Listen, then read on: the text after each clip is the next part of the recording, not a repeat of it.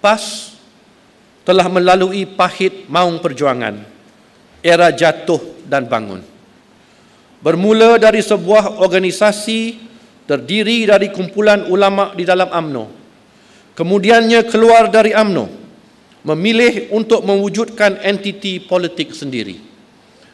PAS telah melakukan pelbagai anjakan untuk kelangsungan perjuangan dan menerokai pelbagai titik perimbangan untuk mengembangkan pengaruh.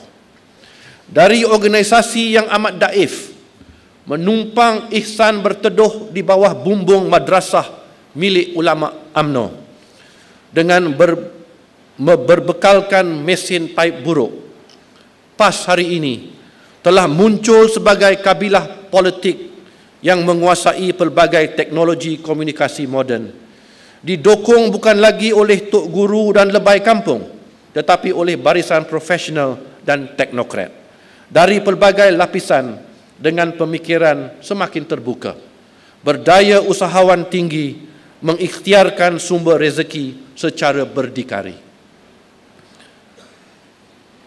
Program pendidikan negara adalah program dasar ekonomi baru yang paling berjaya, memenuhi matlamat membasmi kemiskinan dan menyusun semula masyarakat. Program pendidikan negara telah berjaya menghasilkan lebih ramai cerdik pandai dan tenaga profesional di kalangan generasi muda ummah. Ramai di antara mereka berminat dalam politik. Ramai yang mahu berperanan aktif di dalam politik. UMNO telah terlalu syarat untuk dapat menyediakan ruang yang boleh menyerap ke semua angkatan muda intelijensia ummah. Di samping itu, berlaku budaya overprotective yang diamalkan di kalangan sebahagian pemimpin UMNO yang tidak bersedia menerima kehadiran angkatan intelijensia muda ini kerana bimbang angkatan muda bakal mencabar status quo pemimpin. Ditambah dengan gelombang kebangkitan Islam sejagat, angkatan muda intelijensia ummah ini sedikit demi sedikit telah menjadi tenaga baru di dalam PAS. Mereka memberikan kekuatan baru, mereka menyuntik budaya baru, mereka melakar imej baru PAS. Mereka didewasakan di tapak semayan politik yang sehingga kini tidak memperlihatkan budaya bermegah-megah berbentuk material atau dihiasi dengan pakaian dan kenderaan berjenama. Mereka tidak bersantai di coffee house atau di lounge hotel ternama, tetapi bersantai di warung dan di kedai kopi, berkiamulai di masjid, berusrah di surau.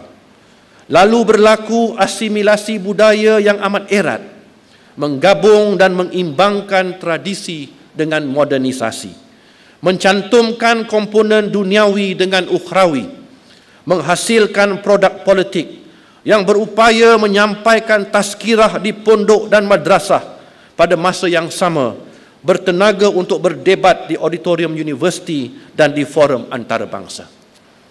Kehadiran mereka telah mengubah kaedah dan pendekatan politik PAS.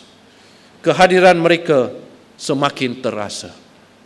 Semasa berucap kepada perwakilan UMNO Johor Bahru pada 19 Februari 2000, mantan Timbalan Presiden UMNO Tun Musa Hitam memperingatkan, petikan, terang-terang saya berani menyatakan sekarang bahawa PAS telah berjaya dengan hujah-hujahnya memikat orang-orang Islam.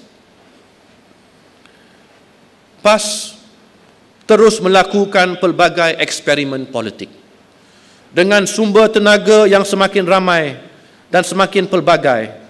PAS terus mereka cipta resipi politik yang cuba diadaptasikan sehampir mungkin dengan audiens dan teater yang dihadapi.